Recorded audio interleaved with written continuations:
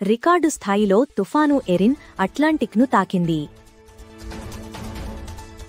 కేవలం 24 గంటల్లోనే కేటగిరీ 1 నుండి 5కు పెరగడంతో వాతావరణ శాస్త్రవేత్తలు దిగ్భ్రాంతికి గురయ్యారు.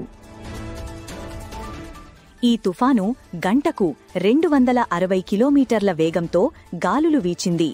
అట్లాంటిక్లో నమోదైన అత్యంత వేగవంతమైన తుఫానుగా మారింది.